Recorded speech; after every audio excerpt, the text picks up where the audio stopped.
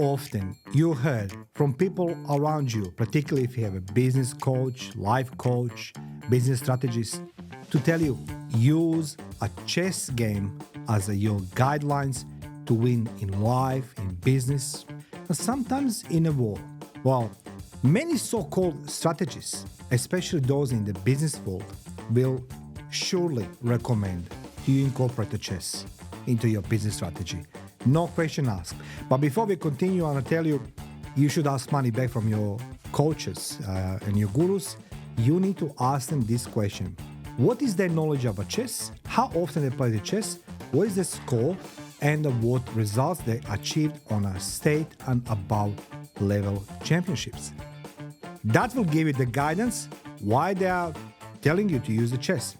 Because if you have a business coach who tells you to do something, but he or she cannot demonstrate you why you should apply this game, how to apply this game, you should step back. Alternatively, business coaches may also counsel you to incorporate chess into your winning strategy. So, if they say to you, incorporate chess into a winning strategy, they never play the chess, why would you listen to them? Ask for money back. Let me share something with you from my personal experience. And there is a credibility in what I'm saying to you. After spending over a decade in military, 5 years in a war, and later in diplomatic intelligence sector, I can conclude that chess is marvelous game where strategy plays a pivotal role in winning, and that both opponents know what each other has on board. Guys, when you know what you see, when you see what you know, and that is the configuration how many figurines they have on a chessboard, where they position, you know what they can do with them. You're planning your strategy based on what they have, what you have, you see it, you knew it. There's no surprises. The only surprise you can encounter, it's they counter stroke, counter attack, and that's something you can't apply the chess in daily life.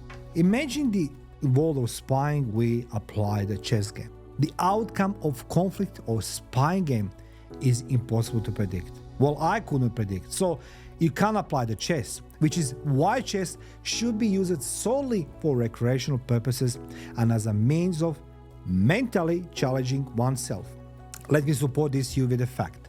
Military strategist Colonel John Boyd, who is renowned for OODA loop, observe, orient, decide, and act model, contended that actual conflict is significantly more unpredictable and dynamic than chess, which is characterized by fixed rules, unpredictable moves, predictable moves. Boyd maintained that success in rapidly evolving environment, whether on a battlefield or in the boardroom, necessitate an emphasis on adaptability and rapid decision making rather than predetermined strategies. Do you understand now, guys? Let's go talk about business. In the business sector, certain executives perceive chess as excessively linear and abstract, neglecting to consider factors such as technological disruptions, market shifts, and human psychology. You remember the COVID-19? Everything shut down. Nobody could predict. Their argument is that a framework that prioritizes agility and real-time feedback, such as agile project management and a lean startup methodology, provide more practical guidance for navigating the complex and fast-paced markets of today. Let me dig deeper into this. Before we delve into specifics of why chess is not a suitable instrument for business or military strategy, it's crucial to understand this point. There's a guy in the past. We all know about him. You heard about him. There's books written about him. The guy was considered a military genius. His name is Napoleon Bonaparte. Napoleon held chess in high regard for its ability to enhance strategic thinking, akin to his combat maneuvers. He was convinced, Napoleon of course, that the game imparted lessons all on resources, management, foresight, and discipline, which are essentially for military leadership. But you know how Napoleon's career ended. He lost. He's been imprisoned and sent on island. Henceforth, why I need to discuss with you even further and more why you should be considering chess game more careful when you're applying in your life. Hello, all of you risk takers and truth seekers, to the Life the Battlefield podcast, where we expose fake gurus through human intelligence methods. For those who don't know me, my name is Bekes, and I hold the Guinness World Record for the longest live audio broadcast. I have spent 1,800 consecutive combat days as well in my professional career, which included working in military and diplomatic intelligence and security services. As well, I'm the best-selling author and have passion for podcasting. And in today's episode, we will discuss why. I want you to hear this. Why chess isn't the ultimate strategy guide. And I don't want nobody taking advantage of you, asking you to apply the chess strategies. Before we talk about chess strategies, we need to dig into some facts. I mean to discuss what is the chess. So for those who believe and know what a chess it is, hear me clearly. The game of chess is an abstract strategic game that does not involve concealed information or elements of chance. It's a 8x8 grid organized the 64 squares on the chess board. On this board, players play the game. Of course, only two players. Two players play the strategic board game of chess. Initially, each player possesses 16 pieces comprising of a king, a queen, 2 rook, 2 knights, 2 bishop, and 8 pawns. Each form of piece moves differently, with the queen being the most powerful and the pawn being the least powerful. At least we believe so. We aim to achieve checkmate by promptly threatening the opponent's king with capture. That's the chess game.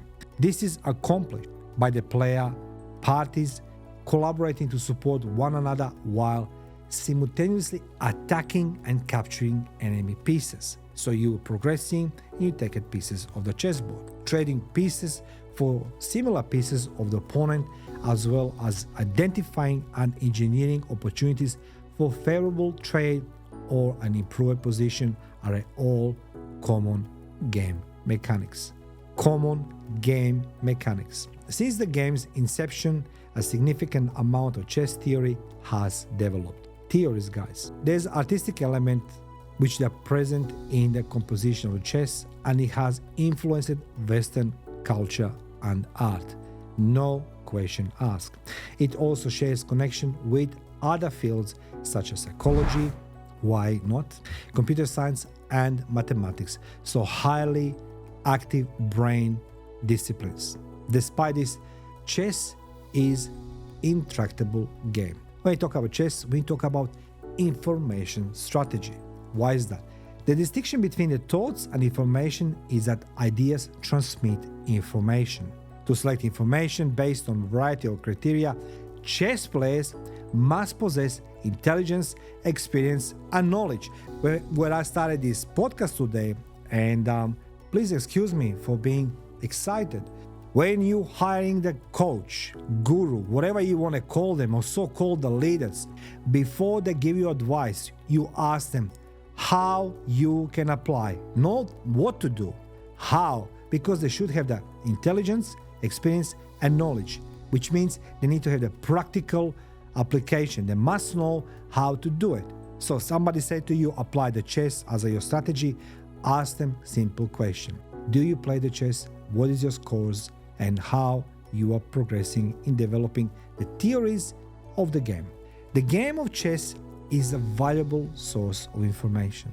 Much like chess, life is a game that necessitates precise timing and location in accordance with the regulations.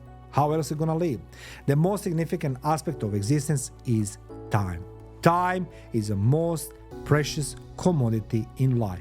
Many aspects of time are under our awareness, and we employ them to achieve our objectives. When it comes to cooperation, individuals are not as valuable as chess pieces. Ask yourself, why is that? Because you must accurately assess their value and assign them job duties that match their skills. In chess, your figurines already have the job duties. By employing game strategy and tactics, identify the most effective methods for combining your elements. No question asked. The game's stage total must be known and detailed plan must be in place. That's how this works. Now, if we go further, we can make a comparison between the life and chess. Well, the application of chess methodology to real-world strategic planning, intelligence analysis, and competitive decision-making can be limiting, absolutely limiting, and in many cases counterproductive, even though people revere chess for its profound strategic complexities. When I started my podcast today, this episode, I quoted one of the brilliant military strategists who said, environment is unpredictable. Chess is predictable. And if you apply something that's predictable into unpredictable world, well, you're gonna get predictable outcome. You gonna lose. Chess, in essence, is a game. It's a game that is characterized by its clearly defined pieces, rules, and predictable boundaries. Qualities that do not accurately reflect the nuanced and frequently unpredictable nature of real life situations. So, just to enhance this statement with my life experience, when I was in a war, do you really think that the generals were sitting in a head office and it's like, oh, let's go play the chess game here. We're gonna make a game as a chess. They're gonna sacrifice their lives. In a business, you're sacrificing your money, your time, people around you. Don't be naive. Do not use the chess as your starting point or your strategy, because you don't see what your opponent have. So you can position yourself everywhere and anywhere in the best way you can, and thinking that you know what your competitor is going to do it, that's foolish. There is a difference between the strategic planning and visibility and strategic planning and being naive. I can't emphasize this enough. At the outset, the board is entirely visible to each participant in a game of chess. All players meticulously analyze each move and account for every piece, because we're developing our procedures in our head, predictable movements from you and me on a chessboard. By achieving this level of transparency, players can reasonably foresee the impact of each decision on the game. However, complete transparency is seldom feasible in the context of the real-world strategic planning or intelligence analysis. That's how it is. Unpredictability, misinformation, disinformation, and unpredictable external factors frequently obscure critical data, resulting in incomplete information. So if you have no proper information, how are you gonna make a decision? Now in chess you can see it. The reliance on a chess-like approach can result in false sense of confidence, which can lead to decisions that are based on presumed completeness rather than adaptable frameworks that account for uncertainty and ambiguity. That brings us to the roles and limitations.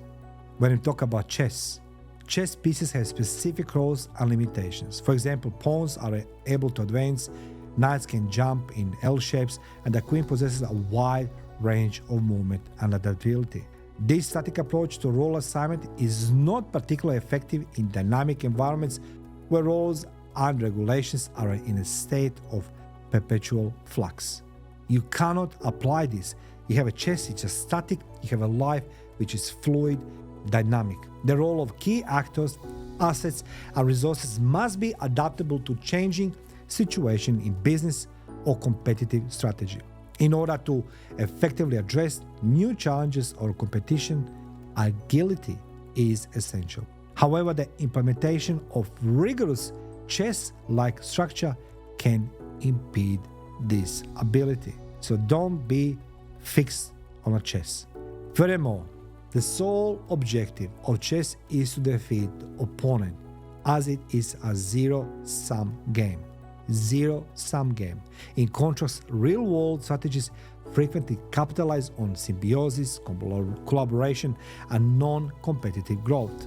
By viewing every competitive scenario as a battle to checkmate, the opposition fails to recognize the potential for alliances, partnership, or shared successes that could provide long-term advantages beyond immediate gains. I always mention this in every my podcast. I will never use somebody else's experience. I'm going to use my own one. I'm never going to use nothing than the facts, which I'm using again here. I'm going to do reference check, and I'm going to do everything required to give you the real life examples. When we talk about chess, and we talk about zero-sum game, which means a checkmate game, the problem it is that in a war, I saw that enemy will do this checkmate game. But sometimes that checkmate game will result in prolonged fight, more casualties, more destruction. And then I start seeing later on, enemy will let small corridor to withdraw, and that will be more prudential and more beneficial for both sides, because enemy will reoccupy the territory and we will escape bigger destruction. Often counterproductive in collaborative disciplines such as business, diplomacy, or community development. This chess mindset fosters a win-lose dynamic. Win-lose. There's no win-win. If you're gonna go against somebody checkmate, that's it. In conclusion, chess is a game in which each move is based on a pre-existing theory or a previous pattern. A comprehensive examination of opening, defenses, and well-known tactics is required to achieve mastery. However, real-world challenges frequently necessitate innovation rather than repetition of previous strategies, despite the fact that this provides depth within the game. I hope you understand this. Reliance on a chess-like methodologies can diminish the capacity to adapt creatively to unprecedented situations, trapping strategies in a pattern of employing outmoded methods. It's outdated. That's what it is. In summary, chess can provide valuable lessons in discipline and focus. No question asked. However, its methodologies are inherently restrictive when applied to complex real-world scenarios. Flexibility, adaptability, and openness to information that extends beyond visible board are your essential components of valid strategy planning analysis. You do not initiate the game from the outset in real life. Never. You're gonna lose. Controversially, you initiate it from an undetermined location on the board. After all, we are always learning from another. That's how it is. That's how we evolve. Therefore, my intention was to introduce this concept and initiate conversation with all of you guys. Are you applying the chess in your real life? And who are the people who told you you use chess strategies and imagine chessboard for your business or life situations? You're never gonna win, you're gonna lose. It's a win-lose strategy. Life, it's highly dynamic, fluid. Chess, it's predictable, strategic, and static game. You can't win because, guys, after all, people evolve around us. And if you have a coach, if you have a guru who told you to apply this, you need to ask for money back. Otherwise, feel free. Put a comment section below. Are you agree with me or not? Is a chess good to build your business strategy or not? Thank you for watching. Feel free to subscribe, share, like, and comment. Thank you.